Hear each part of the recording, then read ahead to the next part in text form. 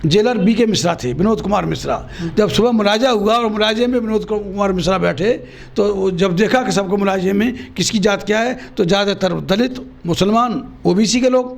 तो वो फिर एकदम पहले तो उसने समझा कि ये भाई तेज सिंह नाम है, कोई ठाकुर होगा, तो उसने खातिर की, बढ़िया की, समझ लिया हमारा ये आदमी है। और जैसे ही उसे मालूम पड़ा कि भाई तेज सिंह चमार है, तो उसने फिर खाने का सिस्टम ख़राब कर दिया। सुबह का खाना दोपहर को, दोपहर का खाना रात को, इस तरह से मेनू बदल दिया। तो फिर जब हमने उसको समझाया कि जेलर साहब, ये ज़्यादातर लोग जो मेरे साथ आए हैं, 80 लोग हैं, इनका सबका वास्ता जिंदा या मुर्दा चमड़े से रहा है। कहीं ऐसा ना हो कि ये लोग अपने पे आ जाएँ और तुम्हारी चमड़ी उधेड़ दें। मैंने उसको चेतावनी दी जेल के अंदर। लेकिन जेल में क्या है, जेल में तो सिपाही भी जल्लाद होता है, आप क्या करेंगे, आप कह दिए।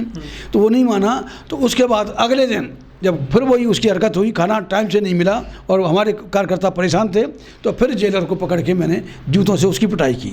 जब मैंने जूता चलाया जेलर के ऊपर, तो फिर तो 80 के 80 जूते से चिपट पड़े। वो तो दो दूसरे पुलिस वालों ने आके उसको बचाया, नहीं तो हो जाता। सवर्ण हिंदू तो हमारा जन्मजात दुश्मन है, वो हमें तो हमारे साथ आज भी जुल्म करता है, हज़ारों साल से जुल्म किया है। और बाबा साहब ने कहा है कि अछूतों के आंदोलन का मतलब सवर्ण हिंदुओं के खिलाफ खुला युद्ध होना चाहिए। जब हमारे मसीहा यानी बाप के बाप ने जब कह दिया, उन्होंने हिदायत दे दी कि सवर्ण हिंदुओं के खिलाफ युद्ध होना चाहिए, तो इसका मतलब युद्ध दुश्मन के साथ होता है और सवर्ण हिंदू हमारा दुश्मन है। और आज भी हमारे साथ हमारी बहन बेटियों की इज्जत, हत्या बलात्कार वो करता है। लेकिन पहली बार भाई तेज सिंह ने जूता चलाया और उसका परिणाम ये हुआ कि वहाँ जेलर, जो ब्राह्मण जेलर था, वो दुरुस्त हो गया और फिर उसने पूरी तरह से हमारी खातिर तवज्जो की।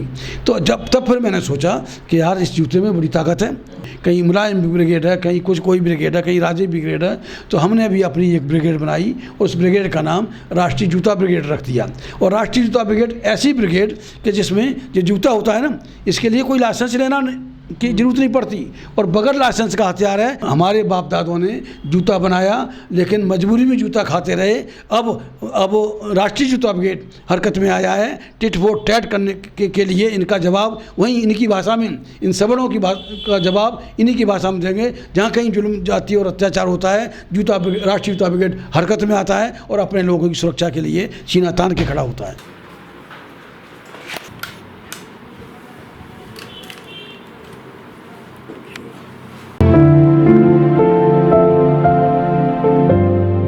नमस्कार, मैं उमदेव। आज हमें दिल्ली में हमारे साथ हैं भाई तेज सिंह जी। भाई तेज सिंह जी जो अंबेडकर समाज पार्टी है उसके अध्यक्ष भी हैं। इसके अलावा वो एक संगठन भी चलाते हैं, राष्ट्रीय जूता ब्रिगेड। जो राष्ट्रीय जूता ब्रिगेड है, ये इतिहास में काफ़ी नाम कमाया है इस ब्रिगेड ने। इस विषय पर हम भाई तेज सिंह जी से बात करेंगे। सर, ये जो राष्ट्रीय जूता ब्रिगेड है, इसका स्थापना आपने कब करी थी और इसका पूरा जो है क्यों जरूरत पड़ गई कि राष्ट्रीय जूता ब्रिगेड बनाने की आपको? देखिए, 1998 में जब विश्व हिंदू परिषद के अशोक सिंघल ने चैलेंज किया कि हम 6 दिसंबर को अयोध्या में बाबरी मस्जिद का निर्माण शुरू करेंगे, शिलान्यास करेंगे, तो उसका चैलेंज मैंने स्वीकार किया कि हम देखते हैं कि हमें मतलब हम तेरा मुकाबला करते हैं। तो मैंने प्लानिंग की कि उत्तर प्रदेश के करीब 50-60 जिलों से हर जिले से 1,000 आदमी 6 दिसंबर को अयोध्या पहुँचेगा। इनका कोई संगठन था तब आपका? उस समय BSS था, बहुजन स्वयं सेवक संगठन था, यूनिफॉर्म कैडर था, नॉन पॉलिटिकल संगठन था। उस पे हमने चैलेंज किया और ऐसे नहीं किया, बाकायदा अयोध्या कूच के हमने पोस्टर लगाए, हिंदी और उर्दू में पूरे उत्तर प्रदेश में पोस्टर लगे और अलर्ट हुआ, प्रशासन अलर्ट हुआ।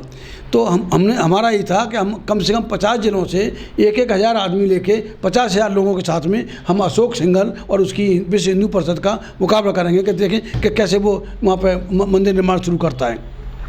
तो हमने अपनी योजना को अंजाम देते हुए हम यहाँ से 27 नवंबर को हम दिल्ली की जामा मस्जिद से हमने प्रस्थान किया।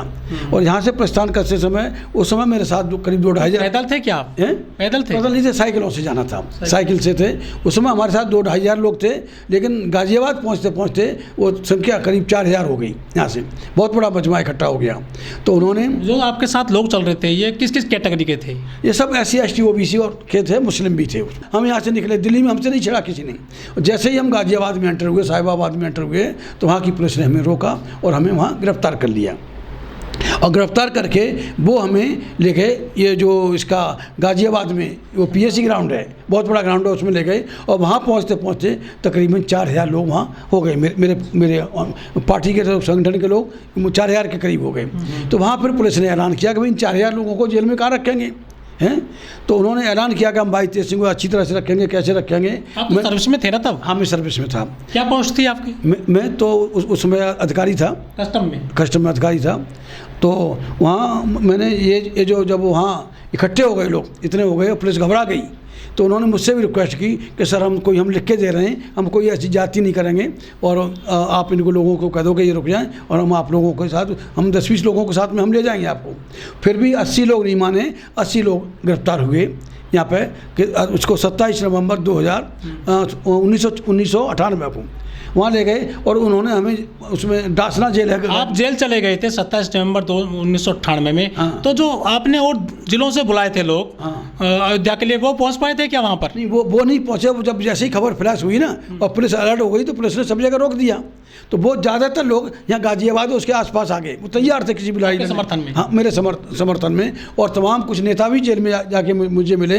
तो जब गाजियाबाद की जेल में जब खाना आया तो जो ही नॉर्मल खाना जो कैदियों को आता है, उल्टा पुल्टा आता है, तो वही खाना आया। तो हमने जेलर से कहा कि भाई हम सजा याफ्ता मुजरिम नहीं हैं और हम कोई अच्छा खाना खाने के लिए नहीं आए। जेल में नियमों के हिसाब से साफ़ सुथरा खाना दे दो, हमें कोई दिक्कत नहीं है, आप रखो हमें जब तक भी। तो वहाँ नहीं हुआ, वहाँ फिर नहीं माने, तो फिर वहाँ हमने हंगामा किया, जेल में हंगामा हुआ। और बाहर हमारे जो कैडर था, लोग थे, हज़ारों लोग, वो हंगामा कर रहे थे। तो प्रशासन ने घबरा के हमको तीसरे दिन यहाँ से उसमें मेरठ जेल में शिफ्ट कर दिया। और मेरठ में 2 जेलें हैं, एक मेन जेल है, एक किशोर कारागार है। तो किशोर कारागार को खाली करा के हमें 80 के 80 लोगों को उन्होंने वहाँ रखा।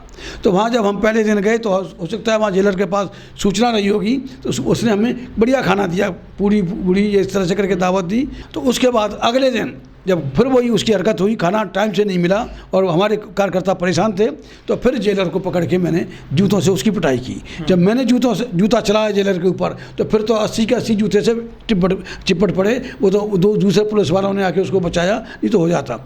जेल का सायरन बजा, पुलिस फोर्स आ गई, डीएम, एसएसपी और डीआईजी तक आ गए।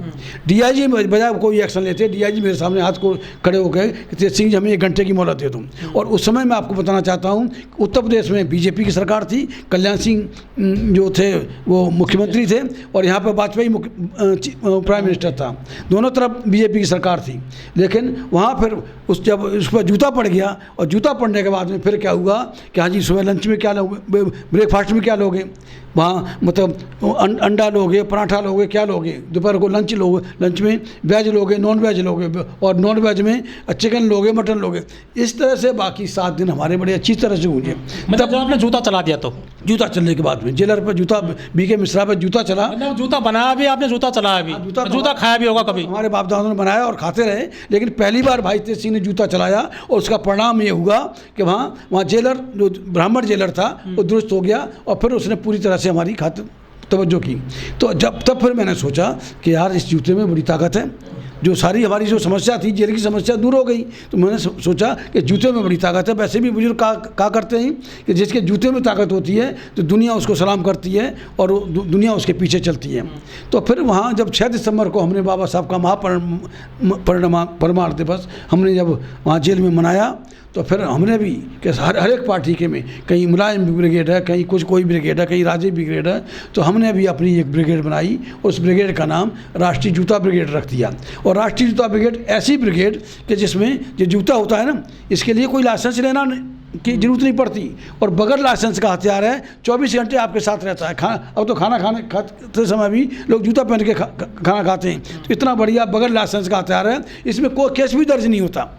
और केस मान लो दर्ज हो जाए तो मारपीट का मुकदमा होता है, तो वो तो ऐसे ही करके वहाँ थाने से ही छोड़ देते हैं, तहसीलदारी छोड़ देता है, एसडीएम छोड़ देता है। तो इस तरह से करके जूता, तो मुझे लगा कि देश के जो बिगड़े हुए हालात हैं इस राष्ट्रीय जूता ब्रिगेड से ही ठीक होंगे। जब 2002 में जो गुजरात में मुसलमानों का कत्लेआम हुआ, तो मुझे लगा कि हाँ भाई, मुझे भी मुसलमान भाइयों के साथ खड़ा होना चाहिए। तो अगर ये जो गुजरात में हुआ है या जो चल रहा है ये हिंदू आतंकवाद है, तो मैंने उसमें 2002 में 2 पोस्टर निकाले कि आखिर हिंदू कौन। मैंने पूछा यहाँ से आरएसएस वालों से, बीजेपी वालों से, कांग्रेस वालों से, मठाधीशों से, शंकराचार्यों से, क्या वो बताएं कि क्या इस देश का दलित, आदिवासी, नाई, कुमार, धानिक, धोबी, काशीकार, कुर्मी, कोरी, अहीर, जाट, गुजर, कुर्मी, क्या ये हिंदू हैं?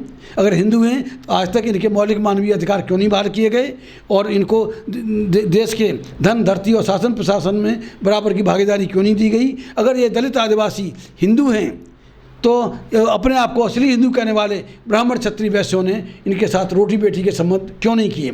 इसका मतलब साफ है कि हम हिंदू नहीं हैं, इस देश के दलित आदिवासी हिंदू नहीं, हिंदू मानसिकता के गुलाम हैं। अन्यथा बाबा साहब डॉक्टर अम्बेडकर यह नहीं कहते कि मैं हिंदू पैदा हुआ, मेरे बस की बात नहीं थी, लेकिन हिंदू रह के मरूंगा नहीं। तो यहाँ हिंदू के नाम पर वोट के लिए हम लोग हिंदू बनाए जाते हैं, बाकी जो हमारी ऐसी तैसी करते हैं। आरक्षण का विरोध कौन करता है? दलितों की जो बेहतरी का विरोध कौन करता है? दलितों की शिक्षा का विरोध कौन करता है? नौकरी में आने का विरोध कौन करता है? प्रमोशन में विरोध कौन करता है? ये सारा काम सबड़ हिंदू करता है, और सबड़ हिंदू दुश्मन है, हमें दुश्मन मानता है। तो दुश्मन के लिए, उसके लिए राष्ट्रीय बिना लाइसेंस का हथियार है, और जहाँ चला दो। अगर किसी को अकेले में मार दिया, किसी अधिकारी के पास में काम करने के लिए गए और उसने काम नहीं किया, उसको जूता मार के आ गए, तो वो ये नहीं कहेगा कि मुझे जूता मारा है, कहेगा ही नहीं।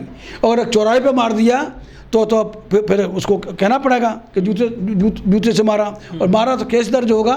तो केस क्या होगा? मारपीट का मुकदमा होगा। तो ऐसे ही एक केस, मान लो कोई केस है, जैसे बताते हैं कहानी है कि सच क्या है, ऐसे बताते हैं कि एक आदमी पकड़ा गया, उसने आरोप लगाया कि इसने साहब मुझे ये मतलब 9 जूते मारे हैं। तो 9 जूते मारे, जज के सामने गया तो अच्छा भाई तो तूने ये काम किया है, उस पर जुर्माना लगा कि 1 जूते के हिसाब से उसको 5 रुपये के हिसाब से 45 रुपये जुर्माने हुए। अदालत में जुर्माना जमा करना था, उसके बाद 50 का नोट था, तो 50 का नोट था। जब उसके बाद जुर्माना नहीं निकला और 5 रुपये खुले नहीं निकले कोर्ट में किसी के पास में, तो उसने फिर जूता उठाया, 1 जूता और मारा उसी को। लो जी, हिसाब बराबर हो गया, बराबर है। तो जूते की मार गोली से भी ज़्यादा है। गोली को तो आप घाव भर जाता है या मर जाता है, किस्सा खत्म हो जाता है, लेकिन जूते का घाव कभी खत्म नहीं होता। अच्छा, जो राष्ट्रीय जूता ब्रिगेड है, इसमें जो आपने पदाधिकारी भी तैनात किए होंगे, पद बांट रखे होंगे, कहाँ कितने पद दे रखे हैं आपने? देखिए, वहाँ पे जो मेन है एक राष्ट्रीय पदाधिकारी होता है। मैं तो खैर फाउंडर हूँ, इसका फाउंडर हूँ और संरक्षक भी हूँ राष्ट्रीय जूता ब्रिगेड का। जो इसके नेशनल ब्रिगेडियर हैं राजा रणधौर सिंह हैं, जो भिंड मुरैना के रहने वाले हैं, बहुत बड़े आदमी हैं। और उस पर राष्ट्रीय हो गए, राष्ट्रीय कार्यकारिणी भी हो गई। वो जो डिप्टी जो लेफ्टिनेंट